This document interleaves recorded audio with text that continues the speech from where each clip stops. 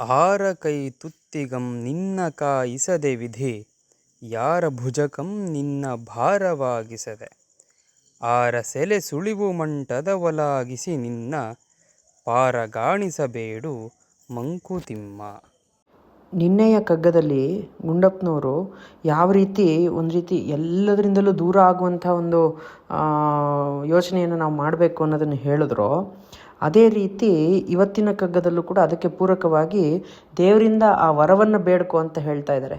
ಯಾವ ರೀತಿ ವರ ಅಂತಂದರೆ, ಯಾರು ಹಾಕುವಂಥ ಭಿಕ್ಷೆಗೂ ಅಥವಾ ಯಾರ ಕೈತುತ್ತಿಗೂ ನಾನು ಹಾತೊರೆಯೋ ಹಾಗೆ, ಅಥವಾ ಇನ್ಯಾರ್ದೋ ಪ್ರೀತಿಗೆ ಇದಕ್ಕೆ ಪ್ರೀತಿ ಬೇಕು ಅನ್ನುವಂಥ ಒಂದು ಮೋಹಕ್ಕೆ ಸಿಕ್ಕಾಕ್ಕೊಳ್ಳದೆ, ಯಾರ ಭುಜಕ್ಕೂ ಭಾರ ಆಗದೆ, ಇದೇನೂ ಆಗದೆ ಇಲ್ಲಿಂದ ಹೋಗುವಂಥ ದಾರಿಯನ್ನು ನನಗೆ ತೋರ್ಸಪ್ಪ ದೇವರೇ ಅಂತ ಪರಮಾತ್ಮನಲ್ಲಿ ಬೇಡ್ಕೊಳ್ಬೇಕಂತೆ. ಈ ರೀತಿಯ ಒಂದು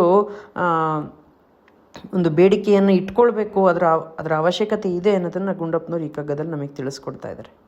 ನಮಸ್ಕಾರಗಳು.